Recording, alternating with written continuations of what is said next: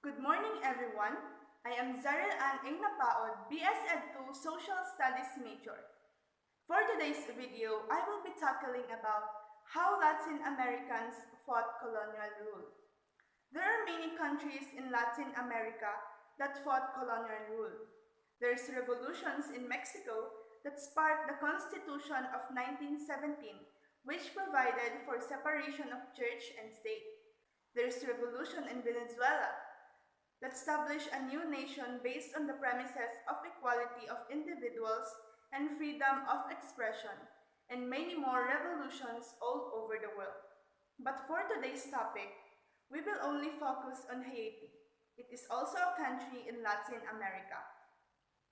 Haitian Revolution began on the 22nd of August 1791 and ended on 1804 with the former colony's independence. You might wonder why Haitian Revolution started in the first place. Well, there are many possible causes why they started a revolution. But I will only give two examples. The first reason was the French. I'm so sorry for that noise. Where am I? The first reason was a French's frustrated aspirations that has racist society. Sa Haitian kasi noon, there are two colors. It's either black or white. And this country was deeply fragmented by what is the color of your skin and what is your status in life. What is the color of your skin depicts what you are. Kung ano yung kulay ng skin mo, doon ka nila babasihan. At kung ano yung estado mo sa buhay, doon ka nila itatrato. Most of the Frenchies were mulattoes. There were sometimes slave owners, and each aspired to the economic and social levels of the Europeans. They were feared and spurned the slaves' majority, but were generally discriminated against by the white European colonists. The second reason was the continuing brutality of slaves. In this, lower people were treated poorly. They were mistreated and they were doing loads and heavy works all day until noon.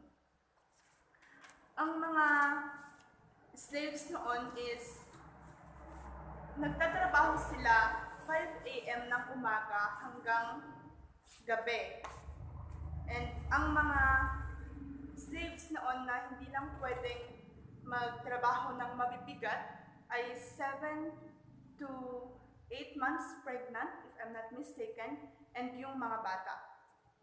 This revolution was started when the French started establishing a colony in the western region of the island in the 1660s. After several decades of conflict, the Spanish gave up control of the western portion of the island to the French, who called it Saint Domingue. We'll use the term Haiti to refer to the colony in this context to keep things simple. Haiti experienced a severe drought and a food scarcity in 1789. Slaves are typically given lower priority when distributing food in situations like this.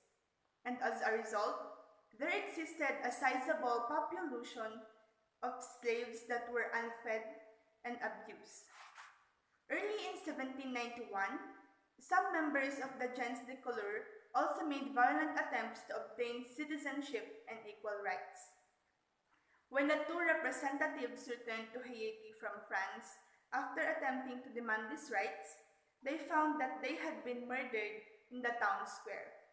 This was a unique public punishment given because Haiti's white population didn't want to provide the gens to declare full rights. This consequently made matters worse. That's when Toussaint Louverture emerged as a leader in the early years. He was a former slave who had worked as a coachman for a plantation owner. He had been a free man for more than 10 years by the time the revolution began in 1791, which allowed him to travel the island and get insights into events on a larger scale. He arrived in 1793 and assumed command on the situation.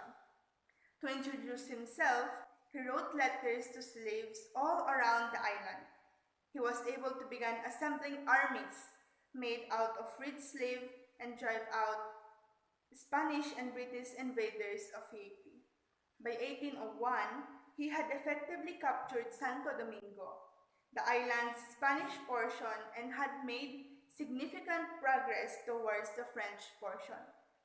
His forces had come a long way this time.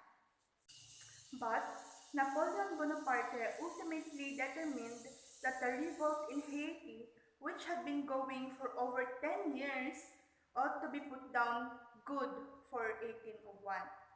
He believed that everything would fall apart if the French forces managed to capture the Louisant Louverture.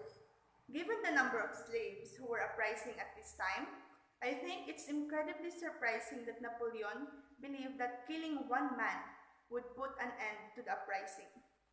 The Louisant Louverture was fooled by a general Napoleon sent to him. It tricked him into being captured and brought to France, where he eventually passed away in prison. But the revolution continued. It is not the end yet. It lay low for a while and then it continued. Slaves defeated the strongest military force in Europe in November 1803. The phrase, "live and free or die," was used in Haiti's independence proclamation on January 1, 1804, which was inspired by the American Revolution. To sum up my report, the Haitian Revolution was a very successful insurrection by self-liberated slaves against French colonial rule in Saint-Domingue. Haiti is the only country where slave freedom was taken by force. Thank you very much for listening, and God bless.